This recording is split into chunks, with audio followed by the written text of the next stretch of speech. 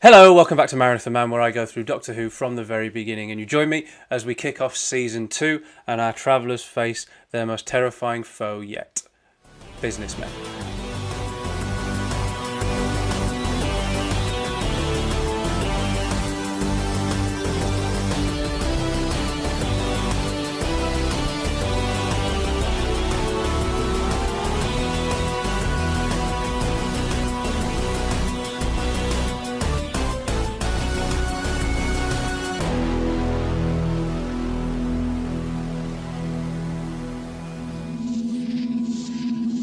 I mentioned in a previous video that the 8 stories which make up Season 1 all feel distinct enough from one another that there's very clearly been a concerted effort to ring the changes every time the TARDIS lands.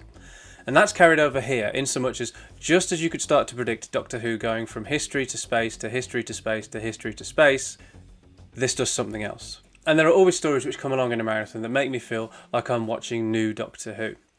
Now that isn't to necessarily mean that I feel like I'm watching an episode of the news show, it's just that in the vast history of Doctor Who, there are stories with which I'm less familiar. Sure, I've seen them all before, but some of them not for the first time until I was already an adult, so they don't have that childhood connection for me and they therefore feel recent by comparison.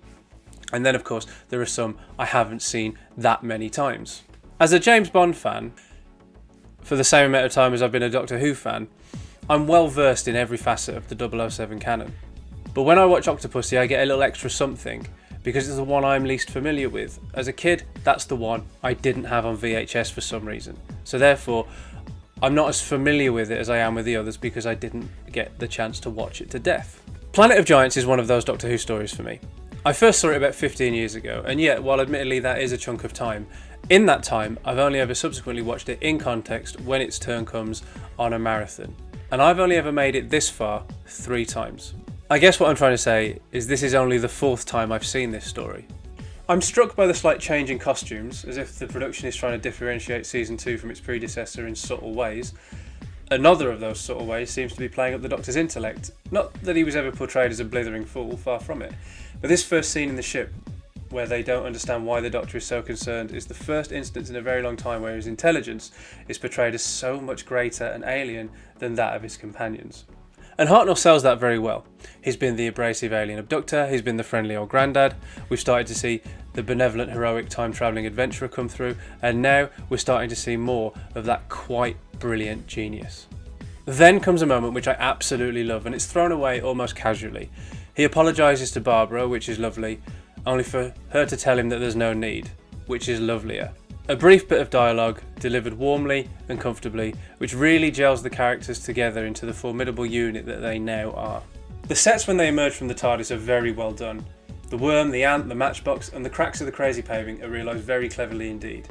The reveal of it being crazy paving is fantastic, and the 2 pairings of the Dr. Barbara and Ian Susan working it out simultaneously makes for rather snappy editing, snappier than we've seen on the programme so far.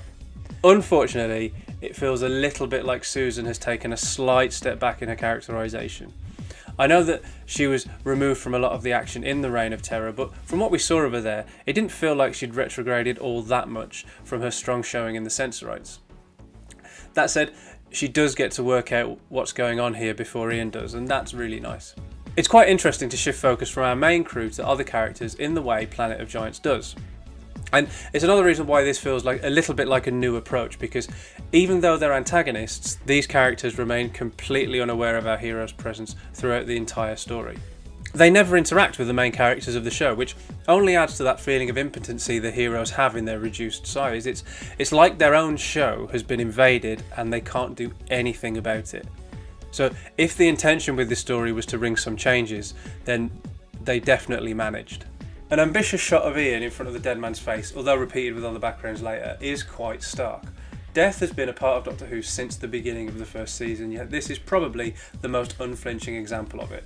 A murder on contemporary Earth, which results in an extreme close-up of the dead man's face.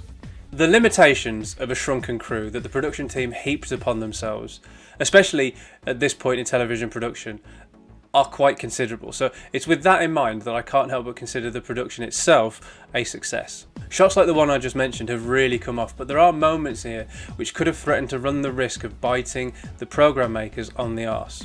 Constructing a giant earthworm and a massive ant are all well and good, especially if you make them dead, all they've got to do is lie there. But to have a massive fly land in front of Barbara and then move, well, that's ambitious. Sure, it's only for a second before it flies off and then promptly reappears as dead as the ant and the worm, but those snippets where it does move, while I've got no doubt it would be done much better now, it's by no means the embarrassment it so easily could have been here. Another triumph in this regard is the sync set. Perhaps that may only be true in monochrome, but what we're presented with works fantastically. And it also makes for a chilling cliffhanger as the Doctor and Susan take refuge under the plug as the sink fills with water. In the 21st century, Stephen Moffat will take a lot of credit for making the everyday frightening. But Doctor Who was at it back in 1964 when it made the plug hole of a sink absolutely terrifying. And there is a thread of this story that I haven't mentioned yet, and that is Barbara slowly being poisoned but keeping it from the others. Now, regular viewers of this marathon will know full well my feelings for Barbara, so obviously I find this plot thread rather upsetting. I've heard some criticisms of her character here, in that she's very silly for not telling the others, and yes, she is, and the script even addresses that when the Doctor chastises her for it, but I do happen to think that it kind of fits her character like a glove. Even terrified for her own life, Barbara still doesn't want to make a fuss and inconvenience her companions when they're all so worried about having been shrunk. So while I do get the criticisms levelled at Barbara here, I utterly empathise with her. So while I consider the production a success, and while I'm fully invested in the plight of the characters, there is another thread to this story which, unfortunately, I just don't find as engaging. The awful besuited bastards and their insecticide homicide villainy. I understand the idea of giving the story some villains, but given that the story's strengths lie in the predicament of being shrunk down to an inch tall, I question whether the story even needs villains anyway. You see, this is rather a strange diversion in the type of story Doctor Who does. There hasn't really been another one like it, so in that sense it is rather unique. So unique that if you remove the villains, there's still enough danger and peril for the regulars to face. It's just that by having the villains, it gives them an extra problem to solve, and I suppose it does give them lives to save. I just think the stakes were already high enough without the addition of this plot. Now, it doesn't ruin the story for me, it's just that it is a big drag and strikes me as an improvement that could have been made, because I leave Planet of the Giants wishing we'd have spent less time with the giants. But 3 episodes does actually work quite well for a Doctor Who story structure, and it'll be a while before we see any more 3-parters. That said, 45 episodes down, the seal broken on season 2, and a hell of an episode title to tease us for next time: World's End. The Doctor and Susan in each other's arms as the sink above them fills with water.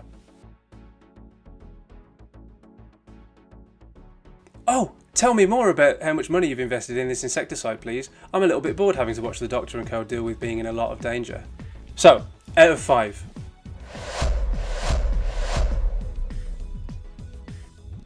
It's a solid 3. The uniqueness of the peril that they find themselves in is enough to make up for the rather boring businessy subplot.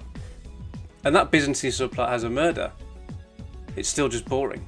As ever, thank you so much for watching. If you enjoyed this look at Doctor We Shrunk Ourselves, then do please give it a like. It really does help the channel. And what do you think of Planet of Giants? Is it an innovative rush of invention? Or is the intrigue of the insecticide subplot the complete opposite of intriguing? Did this story bite off more than it could chew in terms of ambition? And is Barbara a dum-dum for keeping her poisoning to herself? Let me know in the comments below, and I'll see you back here for Doctor Who's first sequel. And if you don't want to miss that, hit the subscribe button, clang the cloister bell, and I'll see you back here at World's End. See you soon.